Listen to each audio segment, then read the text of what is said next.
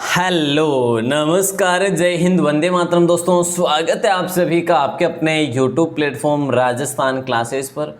दोस्तों एक बार फिर से हम पढ़ने जा रहे हैं इंडिया जी के सामान्य ज्ञान दोस्तों, और वो भी रफ्तार क्लास में। क्या वो भी हम रफ्तार क्लास में पढ़ने जा रहे हैं दोस्तों। ये रफ्तार लाइव होने वाली आपके लिए, और इसमें आपके कितने प्रश्न सही होते हैं ये हमें बाहर आके कमेंट सेक्शन में जरूर बताइएगा प्यारे साथियों, है ना। पीटीटी वनपाल वन रक्षक या पटवार भर्ती परीक्षा की तैयारी कर रहे हैं तो भैया बने रहिएगा आज की इस सुबह की 9 बजे की क्लास में। तो आइए दोस्तों, कितने प्रश्न सही होते हैं आपके। और आज का पहला क्वेश्चन आपकी स्क्रीन पे, राइट आंसर क्या हो जाएगा जल्दी से जवाब देना है, सुपर फास्ट करेंगे बिना टाइम वेस्ट किए। देखिए दोस्तों, मेरे दो जो है अपनी क्लास के दो माध्यम है, मैं आपको पहले से रूबरू करवा लूँ। एक तो है जो अपनी व्याख्यात्मक क्लास होती है, व्याख्यात्मक क्लास होती है, ठीक है। और एक अपनी सुपर फास्ट जैसे कि रफ्तार क्लास होती है, ठीक है, रफ्तार होती है। तो रफ्तार क्लास होती है भाई, उसमें मैं आपका टाइम वेस्ट बिल्कुल भी नहीं करता, ठीक है। और व्याख्यात्मक क्लास में भैया देखिए, अगर वर्णन करते हैं किसी चीज़ का तो उसमें टाइम लगेगा, ठीक है। तो आज रफ्तार है, इसमें अपन टाइम वेस्ट नहीं करेंगे। व्याख्यात्मक होती तो इसमें अपनी टाइम भी लगता और एडवांस्ड भी खूब पढ़ते हैं ना। तो चलेगा, पहला क्वेश्चन है, सिंधु घाटी सभ्यता के समय के दौरान मुख्य देवता पुरुष कौन हुआ करते थे, ये आपको बताना है। पशुपति महादेव, विष्णु जी, वरुण जी या फिर अपने कृष्ण भगवान। तो दोस्तों राइट आंसर हो जाएगा आप सभी का ए ऑप्शन। ए ऑप्शन को लॉक करेंगे आप सभी भाई बहन। नेक्स्ट क्वेश्चन है, वैदिक काल में विधवा का विवाह उसके दिवंगत पति के छोटे भाई से करने को क्या कहते हैं। वैदिक काल में विधवा का विवाह उसके दिवंगत पति के छोटे भाई से करने को क्या कहते थे। तो प्यारे साथियों, अनुलोम विवाह नहीं, प्रतिलोम भी नहीं, नियोग हो जाएगा राइट आंसर। सी ऑप्शन को लॉक करेंगे सारे के सारे भाई बहने। ओके सर, अगला प्रश्न है नंबर 3 आपसे पूछा यूँ जा रहा है, मनुस्मृति जो है ना ये मुख्यतः किससे संबंधित है दोस्तों। मनुस्मृति जो है ये मुख्यतः किससे संबंधित है, धर्म से संबंधित है या कानून से या अर्थशास्त्र से या फिर शासकीय कला से। तो प्यारे साथियों ये कानून से संबंधित है। किससे संबंधित है, बोले सर कानून से संबंधित है। बहुत अच्छे। नेक्स्ट क्वेश्चन है नंबर 4 कि भाई ये पूछा जा रहा है, जब सिकंदर ने भारत पर आक्रमण किया तो मगध के जो राजा थे ना वो कौन थे। जब सिकंदर ने भारत पर आक्रमण किया था उस समय मगध के राजा कौन थे। हर्यंक दोस्तों नहीं होगा, शिशुनाग भी नहीं होगा, नंद हो जाएगा। नंद वंश का शासन था यहाँ पर। सी ऑप्शन को यहाँ पर भी आप सभी लॉक करेंगे। अगला प्रश्न नंबर 5 है, चीनी यात्री हेनसांग ने किस विश्वविद्यालय में अध्ययन किया था। दोस्तों जो चीनी यात्री आया था हेनसांग, और उसने कौन से विश्वविद्यालय में अध्ययन किया था। तक्षशिला, विक्रमशिला, मगध या नालंदा। तो दोस्तों नालंदा हो जाएगा राइट आंसर। क्या हो जाएगा, नालंदा हो जाएगा। अगला प्रश्न भी आपकी स्क्रीन पे है, बुद्ध की मृत्यु किस रूप में जानी जाती है। प्यारे साथियों, बुद्ध की जो मृत्यु होती है वो किस रूप में जानी गई, या फिर उनके जो भी अनुयायी होते हैं उनकी मृत्यु किस रूप में जानी जाती है। परित्याग, धर्मचक्र परिवर्तन या फिर अपना महापरिनिर्वाण या निर्वाण। तो दोस्तों ये महापरिनिर्वाण, और जैनों में निर्वाण होता है, जैन धर्म में, ठीक है। और ये बौद्ध धर्म में महापरिनिर्वाण होता है। सी ऑप्शन यहाँ पर भी आपका सही उत्तर हो जाएगा। दोस्तों नेक्स्ट क्वेश्चन है, चंद्रगुप्त मौर्य किसका संरक्षक था। जल्दी बताइए उत्तर। चंद्रगुप्त मौर्य जो है ये किसका संरक्षक था, जैन धर्म का, बौद्ध धर्म का, भक्ति संप्रदाय का या फिर ब्राह्मण संप्रदाय का। तो दोस्तों आप सभी का राइट आंसर हो जाएगा ए ऑप्शन, जैन धर्म का हो जाएगा भैया। क्या हो जाएगा, जैन धर्म हो जाएगा। बिल्कुल आसान सा क्वेश्चन है, बहुत ही अच्छा क्वेश्चन है। दोस्तों नेक्स्ट क्वेश्चन है, पानीपत के दूसरे युद्ध में हेमू बैरम खान से पराजित हुआ था, या राणा प्रताप अकबर से पराजित हुआ था, या बाज बहादुर अकबर से पराजित हुआ था, या जयमल बैरम खान से पराजित हुआ था। दोस्तों ये तो है ही नहीं, ये भी नहीं है, ये भी नहीं है। हेमू जो है ये बैरम खान से पराजित हुआ था, और बैरम खान अकबर की तरफ से लड़ने गया था पानीपत के दूसरे युद्ध में। बोले सर ओके, हेमू को हेमादित्य भी कहा जाता है। और अगला प्रश्न है, प्राचीन संस्कृत व्याकरण जिसे हम पुस्तक अष्टाध्यायी भी कहते हैं। देखिए प्राचीन संस्कृत व्याकरण पुस्तक जिसका नाम है अष्टाध्यायी की रचना जो है ये किसने की थी प्यारे साथियों। पाणिनि, जयदेव, सूरदास, सुश्रुत। दोस्तों राइट आंसर जो है ये सुश्रुत जो है चिकित्सा से संबंधित है, आयुर्वेदिक से संबंधित है, ठीक है। और दोस्तों राइट आंसर आप सभी का हो जाएगा ए ऑप्शन, पाणिनि हो जाएगा। क्या हो जाएगा, बोले सर पाणिनि हो जाएगा। तो बिल्कुल सही उत्तर है आप सभी का पाणिनि। अगला प्रश्न नंबर 10 है, भारतीय प्रेस के मुक्तिदाता किसे कहा जाता है? भारतीय प्रेस के मुक्तिदाता किसे कहा जाता है, ये आपको बताना है। राइट आंसर क्या हो जाएगा? देखिए, भारतीय प्रेस के मुक्तिदाता Lord Ripon, Mahatma Gandhi, sir Charles Metcalfe या बाल गंगाधर तिलक। भारतीय प्रेस के मुक्तिदाता सर चार्ल्स मेडकॉफ को कहा जाता है। दोस्तों सी ऑप्शन को लॉक करेंगे। लॉर्ड रिपन को स्थानीय स्वशासन का पितामह कहा जाता है। दोस्तों अगला प्रश्न नंबर 11 है आपकी स्क्रीन पे कि राष्ट्रवाद को बढ़ावा देने के लिए बाल गंगाधर तिलक ने कौन सा समाचार पत्र निकाला था? राष्ट्रवाद को बढ़ावा देने के लिए बाल गंगाधर तिलक साहब ने एक पत्र निकाला था जिसका नाम है दोस्तों केसरी या देशभक्ति। तो दोस्तों केसरी हो जाएगा राइट आंसर। सी ऑप्शन यहाँ पर भी आप सभी का सही उत्तर हो जाएगा। अगला प्रश्न आपकी स्क्रीन पे है। अगला प्रश्न आपकी स्क्रीन पे, मुजफ्फरपुर हत्याकांड में कौन से 2 क्रांतिकारी शामिल थे? मुजफ्फर हत्याकांड दोस्तों ये कब होता है? ये 1908 में होता है। ठीक है, इसमें कौन से 2 क्रांतिकारी शामिल थे? दोस्तों एक तो थे खुदीराम बोस। कौन थे? खुदीराम बोस थे। इसमें खुदीराम बोस किस में आ रहा है? बोले सर इसमें आ रहा है डी ऑप्शन। तो डी ऑप्शन ही आपका सही उत्तर हो जाएगा। डी ऑप्शन आसान सा क्वेश्चन है। प्रफुल्ल चाकी भी इनके साथ में थे। अगला प्रश्न, हड़प्पा संस्कृति का संबंध इनमें से किस से है? इनमें से किस से हड़प्पा संस्कृति का संबंध है? लोह युग से, कांस्य युग से, ताम्र युग से या पाषाण युग से? तो प्यारे साथियों बी ऑप्शन आप सभी का उत्तर हो जाएगा सही। बिल्कुल आसान सा क्वेश्चन है, बिल्कुल सही उत्तर हो जाएगा। ये क्वेश्चन पूछा भी गया है एसएससी एग्जाम में। चलिए, सोमनाथ मंदिर दोस्तों जो है ना ये 1025-26 में लूटा था कि बिल्कुल सर ये दोस्तों किसने लूटा था, ये आपसे प्रश्न किया जा रहा है। तो तैमूर लंग नहीं होगा, चंगेज खान भी नहीं होगा, मोहम्मद गौरी भी नहीं हो जाएगा, महमूद गजनवी हो जाएगा। बी ऑप्शन को लॉक करेंगे सारे के सारे भाई बने। अगला प्रश्न नंबर 15 है, तुगलकनामा किसने लिखा था?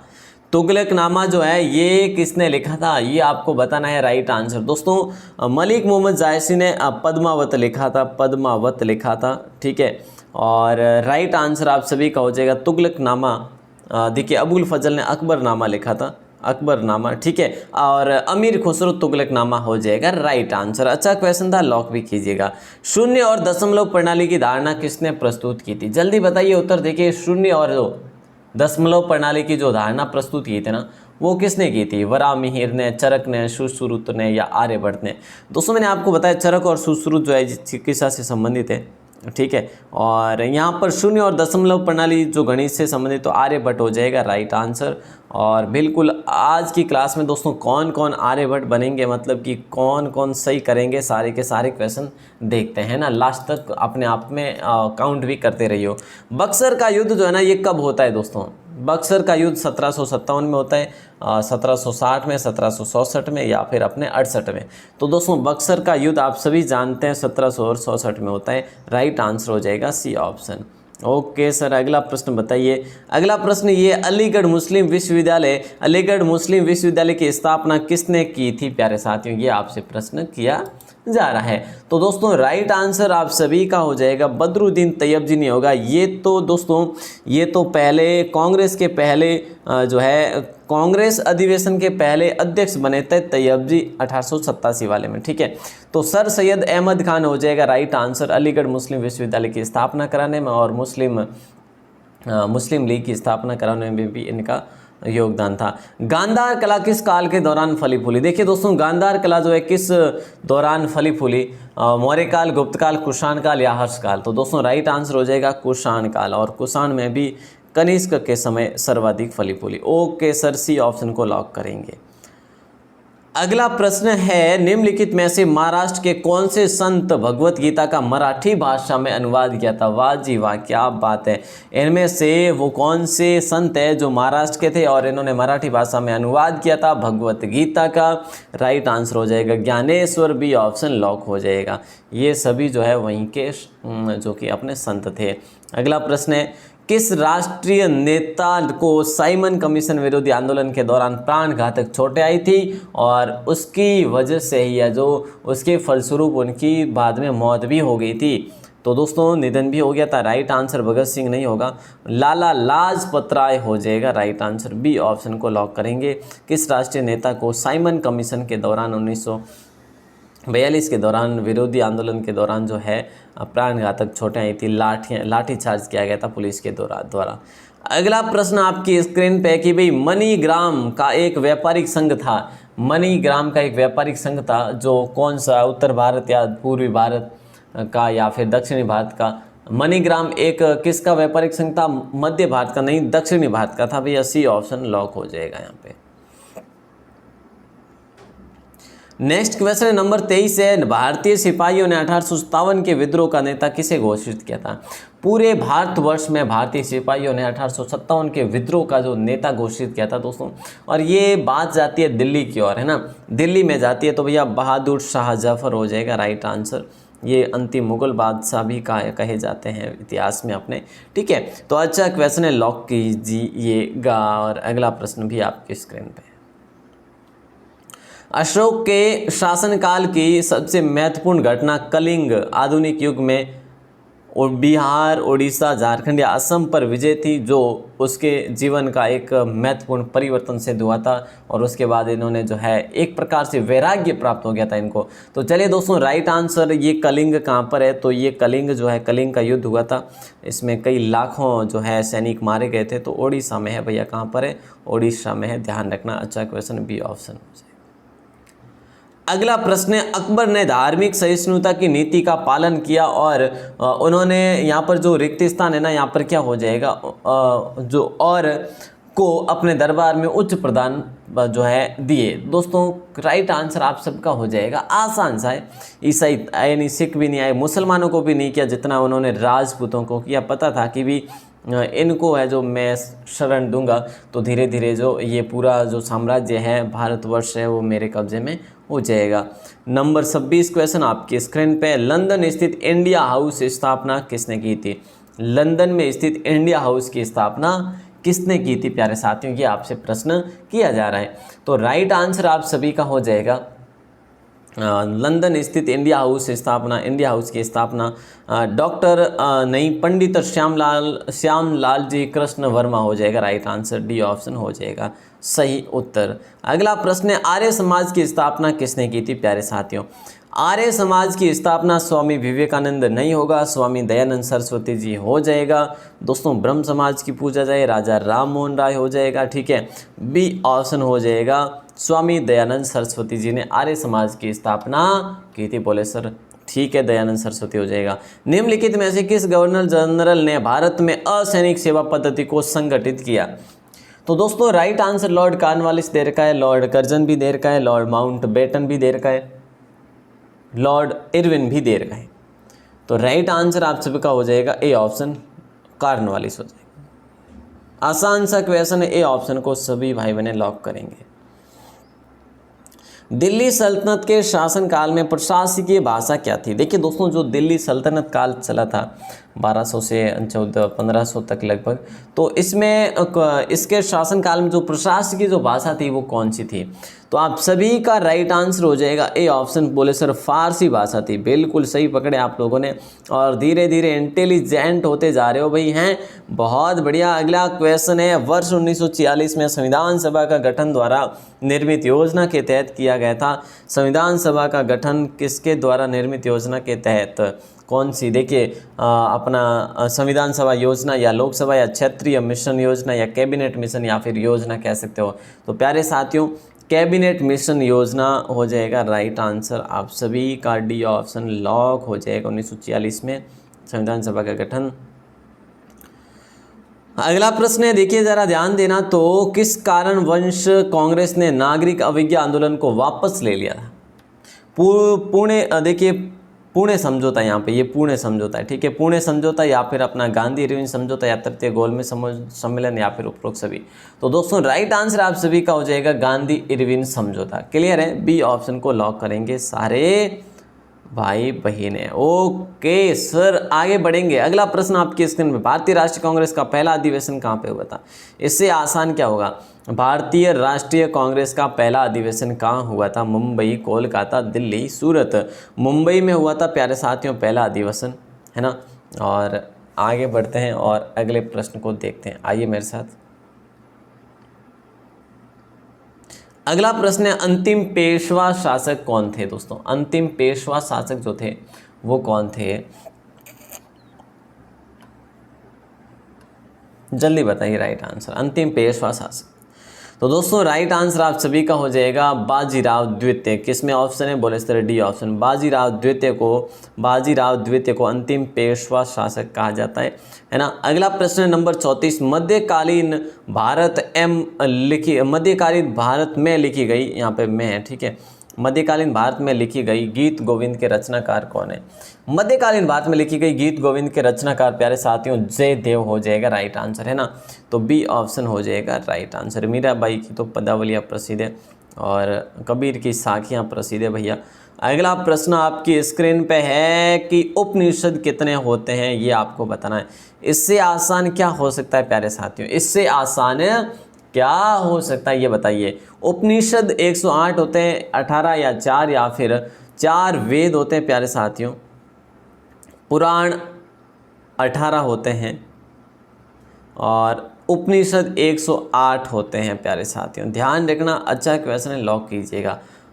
अगला प्रश्न है, सिंधु घाटी सभ्यता का महत्वपूर्ण तटवर्ती शहर जिसमें बंदरगाह की सुविधा थी। तो दोस्तों वो कौन सा है? लोथल है, कालीबंगा, हड़प्पा मोहनजोदड़ो। हड़प्पा मोहनजोदड़ो पाकिस्तान है दोस्तों, ठीक है। और लोथल गुजरात है, कालीबंगा राजस्थान है। तो राइट आंसर आप सभी का हो जाएगा लोथल, है ना। ए ऑप्शन को लॉक करेंगे सारे के सारे भाई बहने। बिल्कुल आसान सा क्वेश्चन है। अगला प्रश्न, निम्नलिखित में से किस लेखक द्वारा हुमायूंनामा लिखा गया था? निम्नलिखित में से कौन से लेखक द्वारा हुमायूंनामा लिखा गया था? अमीर खुसरो के द्वारा या फिर हुमायूं के द्वारा या जहां आरा के द्वारा या गुलबदन बेगम? तो दोस्तों निम्नलिखित में से हुमायूंनामा जो लिखा ना वो गुलबदन बेगम ने लिखा। डी ऑप्शन सही उत्तर हो जाएगा। क्लियर है सर। अगला प्रश्न बताइए। अगला है कि 38 नंबर है, मोहम्मद बिन कासिम द्वारा भारत में प्रथम आक्रमण किस वर्ष में किया? मोहम्मद बिन कासिम द्वारा भारत में प्रथम अरब आक्रमण किस वर्ष में किया गया? तो राइट आंसर आप सभी का हो जाएगा 986, नहीं होगा दोस्तों 712 ईस्वी हो जाएगा। वहाँ पर दाहिर नामक जो है जाति रहती थी दोस्तों, उस पर आक्रमण किया था। बी ऑप्शन को लॉक करेंगे। क्लियर है सर। अगला प्रश्न है नंबर 39, जल्दी से जवाब। कन्नौज की लड़ाई में हुमायूं को किसने पराजित किया था? इब्राहिम लोदी, इस्लाम शाह सूरी। हुमायूं को किसने पराजित किया था? शेर शाह सूरी या हेमू?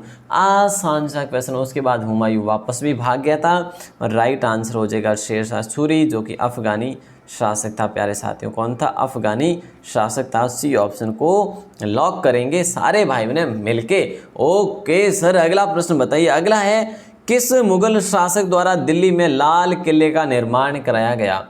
कौन से शासक के द्वारा दिल्ली में लाल किले का निर्माण करवाया गया था? शाहजहां, औरंगजेब, जहांगीर या अकबर ने किस मुगल शासक द्वारा दिल्ली में लाल किले का निर्माण करवाया? तो दोस्तों शाहजहां के द्वारा करवाया गया।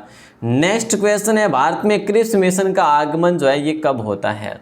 भारत में क्रिप्स मिशन का आगमन जो है कब होता है दोस्तों? 1942, 1945, 1947, 1949। तो आसान है, क्रिप्स मिशन का आगमन जो है दोस्तों ए ऑप्शन हो जाएगा लॉक आप सभी भाई बहनों का। ए ऑप्शन को सही करेंगे। नंबर 42 से 1857 में इनमें से कहाँ विद्रोही की बंदूक से पहली गोली चलाई गई थी? विद्रोही की बंदूक से पहली गोली चलाई गई थी दोस्तों। बैरकपुर होगा, मेरठ होगा, अंबाला होगा या दिल्ली होगा? तो भैया राइट आंसर आप सभी का हो जाएगा ए ऑप्शन, बैरकपुर हो जाएगा। बिल्कुल है सर, है तो सर सही ए ऑप्शन, बिल्कुल भैया। और शुरुआत भी दोस्तों वैसे बात करें तो शुरुआत कहाँ से हुई थी? मेरठ से हुई थी 10 मई को, है ना, मेरठ यूपी। अगला प्रश्न है, लाला लाजपत राय को इनमें से किसके विरुद्ध प्रदर्शनी के समय घातक चोटें आई थी और इसमें पुलिस ने लाठीचार्ज की थी? दोस्तों साइमन कमीशन 1946, ठीक है, साइमन कमीशन हो जाएगा। क्रिप्स मिशन 1942, ठीक है, ध्यान रखना, अच्छा क्वेश्चन था। और अगला प्रश्न है, अजंता की गुफाएं किस काल में बनाई गई थी? जो अजंता की गुफाएं बनाई गई प्यारे साथियों, कौन से काल में बनाई गई, ये आपसे प्रश्न किया जा रहा है। अजंता की गुफाएं किस काल में बनाई गई थी? तो दोस्तों गुप्त काल हो जाएगा राइट आंसर, गुप्त काल हो जाएगा राइट आंसर। आसान सा क्वेश्चन था। अगला प्रश्न है, इनमें से किसने भारत में स्थानीय स्व सरकार चालू की थी? दोस्तों स्थानीय स्व सरकार जो है चालू की थी, इनमें से किसने, है ना?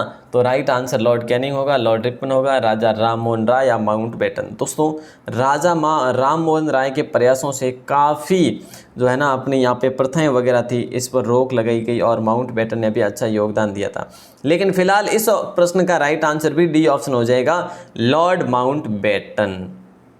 नेक्स्ट क्वेश्चन है आपकी स्क्रीन पे, इनमें से किसे ज्ञान से प्रकाशित कहा जाता है? इनमें से किसे ज्ञान से प्रकाशित कहा जाता है? और प्रकाश की ज्योति भी कहा जाता है दोस्तों, ज्योति भी कहा जाता है वैसे। तो राइट आंसर अंधेरे में ज्योति वगैरह है ना, तो ए ऑप्शन हो जाएगा आपका बुद्ध, भगवान बुद्ध हो जाएगा। नेक्स्ट क्वेश्चन है नंबर 46 कि भाई जजिया को किसके शासन में पुनः लगाया गया था? जजिया को किसके शासनकाल में पुनः जो कि लगाया गया था, जारी किया गया था? जजिया क्या था? एक प्रकार का कर था दोस्तों, और ये आपका राइट आंसर हो जाएगा बी ऑप्शन, औरंगजेब ने। ठीक है, औरंगजेब ने। अच्छा क्वेश्चन है, बी ऑप्शन सही उत्तर। एलोरा की गुफाएं इनमें से किसकी है? देखिए दोस्तों, एलोरा की गुफाएं किसकी है?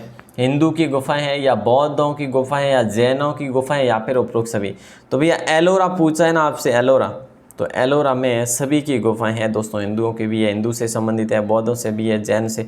तो राइट आंसर क्या हो जाएगा? बोले सर डी ऑप्शन हो जाएगा।